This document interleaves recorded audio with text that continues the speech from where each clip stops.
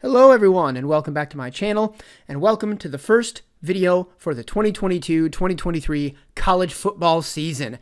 Can you feel it? Can you feel the buzz and the excitement in the air about another glorious season of college football that's about to begin? This past week, the USA Today Coaches Preseason Poll was released. It is Friday, August 13th when I'm filming this on Monday, August 15th, or Saturday, August 13th, sorry. On Monday, August 15th, what I consider the more official AP preseason top 25 poll is going to be released. Hopefully I'll have time and the ability to get a video done about that when that comes out. In today's video, what I'd like to do is I'd like to cover some notable and maybe some other not so notable college football coaching changes. The offseason is a time for coaches to get fired, new coaches to get hired in, coordinators to get promoted, coaches to leave a school for greener pastures, whether that green is literal in the form of money or because they want a greater challenge or whatever the case may be. We've got a number of coaching changes. There's a couple that are big splash hires, one that's a little bit less big of a splash, and a bunch of others in the mix. The way that I'm going to organize this is we're going to go conference by conference, beginning with my home turf, the Big Ten. Not a ton of coaching changes in the Big Ten. All the head coaches have all stayed the same. I guess in regards to the head coaches, the biggest news is the extensions signed by Mel Tucker and James Franklin from Michigan State and Penn State, respectively. Each of them signing deals worth like $6 or $6.5 million a year for the next 8 or 10 years. But those aren't coaching changes. Those are just re-signing existing coaches. In terms of changes, again, not too much going on. There's one big move that happened, and that took place at Ohio State, where they hired Oklahoma State defensive coordinator Jim Knowles to serve as OSU's D coordinator. Last year, Okie State had a top 3 ranked defense, and Ohio State was still smarting over the last game of the regular season when they got bullied off the field in Ann Arbor by the Michigan Wolverines. Not only denying them a shot at the Big Ten championship, but also denying them a shot at the college football playoff. Many people, including myself, were very surprised at how Michigan dominated the line of scrimmage in that game, especially on the offensive side of the ball. Their offensive line opened up gaps for their running game that were as big as Mack trucks and went through Ohio State's defense like it was made out of tissue paper. I was not expecting that, and I don't think the Buckeyes were expecting that either. So they get rid of their old D coordinator. They bring in a guy that's got a reputation for creating a good defensive squad in Jim Knowles. What I'm wondering, though, is, no offense to the Oklahoma State Cowboys, but the expectations in Stillwater, Oklahoma are not the same as they are in Columbus, Ohio. Ohio State right now expects that they're going to be in contention for the Big Ten championship every year and the college football playoff every year. That's not exactly the same expectations for Oklahoma State. Is Jim Knowles going to be able to withstand the pressure that's going to be put on him to have a defensive squad that is going to be able to perform at a high level and make sure that Ohio State can get into the college football playoff and compete for national championships? Only time will tell on that one. The rest of the changes in the Big Ten aren't as big. Penn State's defensive coordinator Brent Pry has left to take the head coaching job at Virginia Tech. Penn State's defense ranked 38th overall in total defense last year. Nebraska has hired Pitt offensive coordinator Mark Whipple for the same position in Lincoln. Whipple had a top 5 offense last season, but that was with experienced quarterback Kenny Pickett. I don't believe that Nebraska has the same caliber quarterback as that, so that's going to be a different situation that Whipple is walking into. And he's also walking into a situation where, according to some pundits and commentators, head coach Scott Frost may be on the hot seat this year because of a lackluster performance in his entire tenure in Lincoln. He was the prodigal son returning, basically, when they managed to hire him away from Central Florida. He used to play quarterback for Nebraska. Everyone was heralding this decision as it's a homecoming for him. Hometown boy's going to make good. He's going to win some championships as a head coach. And it just hasn't panned out that way. We'll see if Mark Whipple can be part of turning the tide there at Nebraska. And then finally in the Big Ten, Minnesota has rehired their offensive coordinator, Kirk, I don't know if I'm pronouncing this correctly, Soraka, back from Penn State. In 2019, under Soraka, Minnesota was 23rd in the nation in yards per play and finished in the top 10 in the final poll that year. They had an unbelievable season, real kind of dark horse underdog team. After that season, Soraka had gotten poached by Penn State and was there for a couple of years. Now he's been rehired to the friendly confines of Golden Gopher Land. Let's move to the middle of the country and into Big 12 territory. One of the biggest coaching changes in the country involves the Oklahoma Sooners, whose head coach, Lincoln Riley, has left the program for greener pastures elsewhere, which I will get to a bit later in this video. In his stead, they have grabbed Clemson defensive coordinator Brent Venables to be their head coach. Venables is someone that I've been paying attention to during off seasons for a couple of years now, wondering why I'm not hearing more about him being in the mix for head coaching positions, because it just seems like his name should be in the mix for some high-profile positions. Well, he got a high-profile job now in one of college football's blue blood programs in the Oklahoma Sooners. At Clemson as D coordinator, his defense led the ACC in total defense 4 of the last 5 seasons. He's produced 3 Butkus Award winners for best linebacker in the nation. He finished with a top 10 national defense in 6 straight years from 2013 to 2019, and he's the 2016 Frank Broyles Award winner for the nation's top assistant coach. Venables is tried. Venables is tested. He helped build, along with head coach Dabo Swinney, a powerhouse at Clemson with increasing expectations. I don't believe, is someone who's going to give in to the pressure to win at Oklahoma, which there will be pressure to win there following Lincoln Riley and all of the success he had, which we'll talk about a bit later. However, Oklahoma has made its reputation over the last few years having a high-powered, potent offense, and Brent Venables is a defensive coach. So how is he going to try to match what Lincoln Riley did during his time in Oklahoma? Well, one step that Brent Venables has taken is to hire Jeff Lebby as his offensive coordinator. Lebby had coached last year at Ole Miss, and before that, he had been the offensive coordinator at UCF. In 2019, the Central Florida Golden Knights finished 2nd in total offense in the country, 5th in scoring offense, and 8th in passing offense. Last year at Ole Miss, they finished 3rd in the country in total offense and 7th in passing offense. So he's brought in an offensive-minded dude who wants to pass, who can work with good quarterbacks like Matt Corral at Ole Miss last year, and who can have a very fast-paced offense that can put up points, put them up in bunches, and put them up quick. They've also had to hire a new defensive coach because Oklahoma's defensive coordinator went with Lincoln Riley to his new job. More on that later. But Lincoln Riley was a good defensive coordinator who helped build up Oklahoma's defense, not to be on par with its offense, but to be much better than it had been before his tenure at Oklahoma began. In 2020, the Sooners' defense was ranked 3rd nationally in interceptions, 4th in opponent third down conversion percentage, 7th in sacks per game, 9th in pass defense efficiency, 9th in rushing defense, 28th in scoring defense, and 29th in total defense. That's a lot to lose when your defensive coordinator leaves for another team. What has Brent Venables done to replace that? Well, he's hired a defensive analyst from Clemson named Ted Roof, who used to be the head coach at Duke University. And from what I've read, although Venables isn't going to take over the play calling for the defense, he has a coordinator who's going to do that.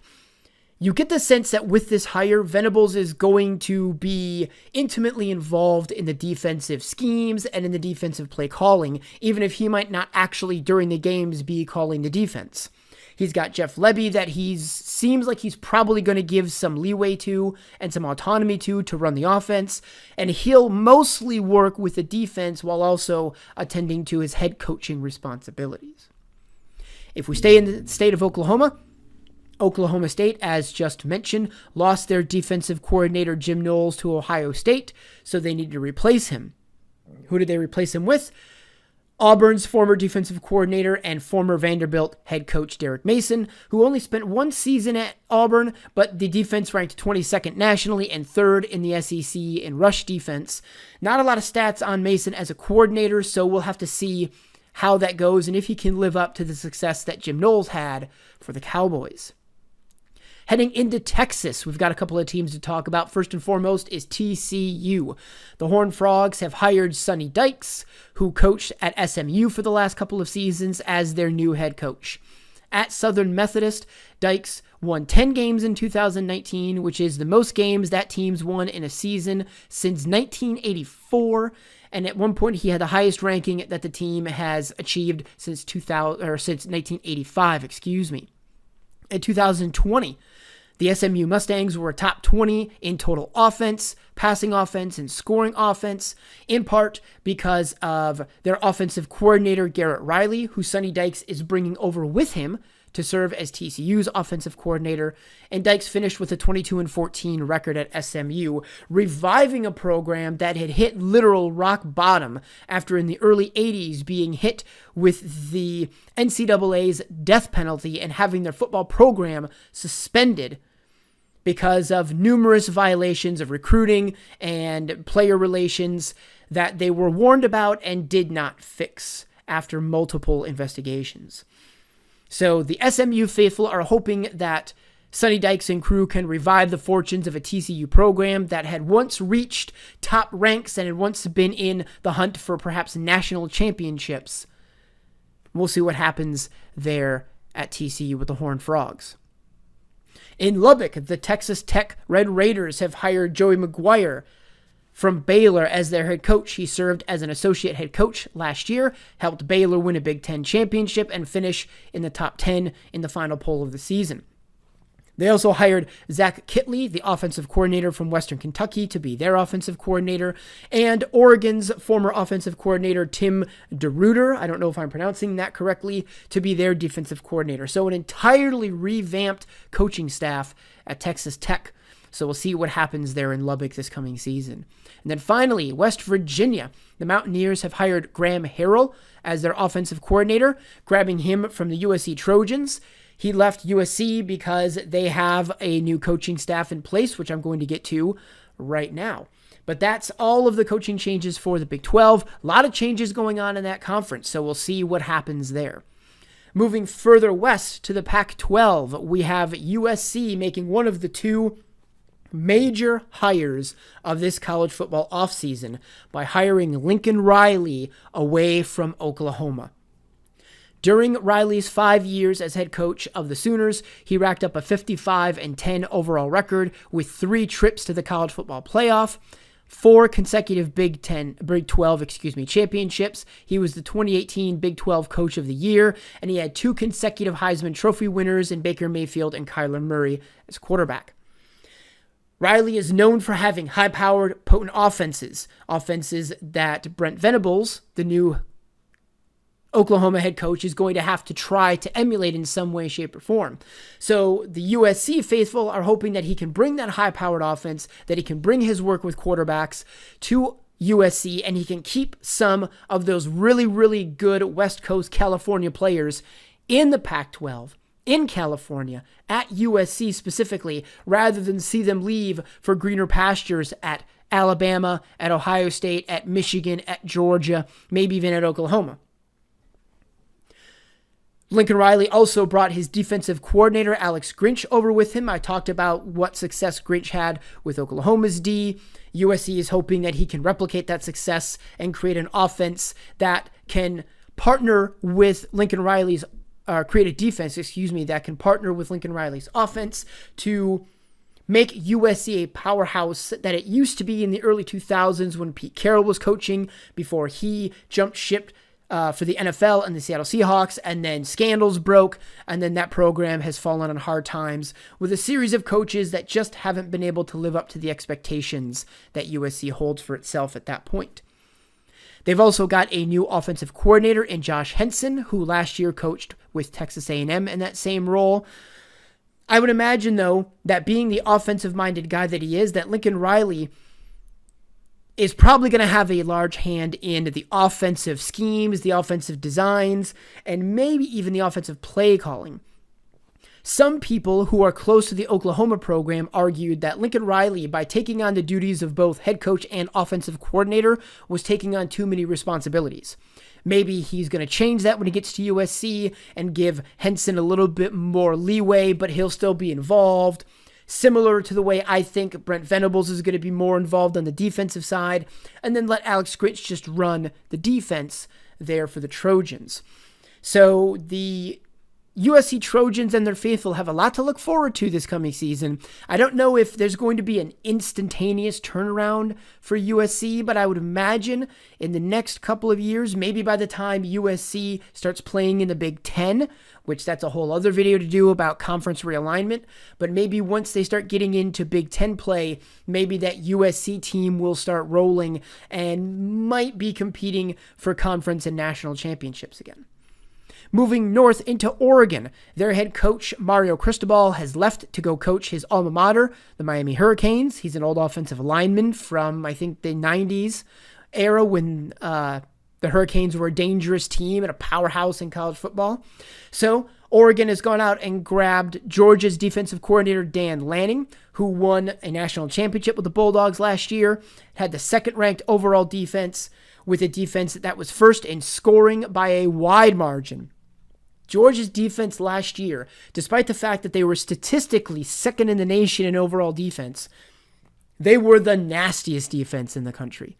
They were holding teams to under 10 points in a lot of games, under 13 points in a lot of games.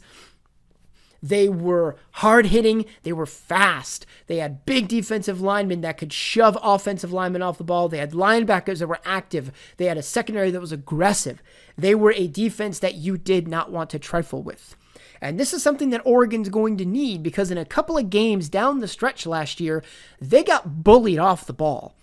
They got pounded by Utah near the end of the regular season, and I think 2 weeks later, they got pounded by Utah again in the Pac-12 championship game, something that I had completely missed when I was making my predictions at that time. I thought they would learn their lessons, but no, they got beat up by the Utah Utes. Then they go into the Alamo Bowl in the postseason and let up 47 points to the Oklahoma Sooners. So Oregon needs some defense. They've had good offensive production since the Chip Kelly fast-paced years. Cristobal was an old offensive lineman. Now they're bringing in a defensive coach to see if he can toughen up that defense for the Ducks. The Washington Huskies had 1 year of the Jimmy Lake experiment after Chris Peterson had retired, and they lost the first game of the season to an FCS team in Montana. They lost the second game to the University of Michigan, and they just couldn't really get off the schneid after that. So one season was enough. They have hired Fresno State's head coach, Kalen, I think I'm pronouncing this correctly, DeBoer. I may be pronouncing it wrong. If I am, my apologies. When he was coaching at the NAIA level Sioux Falls program, DeBoer went to 5 straight championship games and won that game 3 straight times and racked up a 12-6 record in about a season and a half at Fresno State. So we'll see what he can do with the Washington Huskies. There's some excitement around that program. I read an article that said some experts are watching the early training camps and watching the early practices there in Husky land. And it seems to have a sense of professionalism that it had during the Chris Peterson era, which is making some people feel confident that maybe Washington can get back into the swing of things in the Pac-12. Let's move back east, southeast specifically, and into SEC territory, and we'll start with the Florida Gators. They have let go of head coach Dan Mullen after a lackluster season and hired Billy Napier from the University of Louisiana Lafayette. Napier had a 40-12 record there at ULL, including a 27-5 conference record and 2 conference championships in the Sun Belt Conference. The Dan Mullen experiment was working for a time, and Florida was a dangerous team, but it seemed like after Kyle Trask, their quarterback, left for the NFL, they couldn't really get it back together on offense, and things really fell apart last season. They only won 4 or 5 games over the entire season. It was a very disappointing year for the Gators. They've decided to make the change, and now we'll see if Napier can handle jumping from a Sun Belt Conference team up to an SEC East team that has to contend with not just just the Georgia Bulldogs, but primarily with the Georgia Bulldogs, but also with the Kentucky Wildcat team that is having success under head coach Mark Stoops, a Tennessee team under Josh Heupel, which seems like they're building something positive there, and obviously SEC West teams like Alabama, LSU, Texas A&M, and the like. The biggest splash, though, in the SEC, and right along with USC's hiring of Lincoln Riley, the biggest splash nationally was LSU hiring Brian Kelly away from Notre Dame. Brian Kelly in his coaching career has racked up over 260 wins. He's only had a losing season as a head coach twice in his entire coaching career. Two times only. He is a winner at Grand Valley State here in my home state of Michigan. He was a winner at Central Michigan for the very short time he was there. He was a winner at the University of Cincinnati, and he's been a winner at Notre Dame, having double-digit wins at Notre Dame in 4 of the last 5 seasons and having a college football playoff appearance. Brian Kelly is a proven commodity. He is a proven winner. He's proven to be able to take programs and to be able to build them up to sustained success. Not just flash-in-the-pan success, but being able to do it year in and year out. LSU let go of Ed Orgeron at the end of last season. They announced that halfway through and let him finish out the rest of his term there after having reaching the heights of the college football world the previous year with the Joe Burrow-led historic offense. Last year's campaign was disappointing for LSU. They couldn't find the pieces to replace all the great pieces that they had lost to the draft and to graduation. And LSU decided that they have high expectations and they want to be the next Alabama. They want to reload, not rebuild. So they're going to go with a proven commodity in Brian Kelly, and we'll see what he's able to do. Just like with Lincoln Riley and USC, I don't anticipate an immediate turnaround for the Tigers, but I anticipate maybe year 2 or year 3 seeing some absolutely classic matchups. LSU and Brian Kelly against Texas A&M and Jimbo Fisher. LSU and Brian Kelly and Alabama and Nick Saban. I expect to see, provided Saban doesn't retire in the next couple of years, I anticipate seeing some absolutely banger matchups in the SEC West and LSU getting back into title contention, not just conference title contention, but national title contention. Last but not least, we have the ACC, where Miami has made the biggest head coaching change. They, as previously mentioned, have hired their former offensive lineman Mario Cristobal as head coach.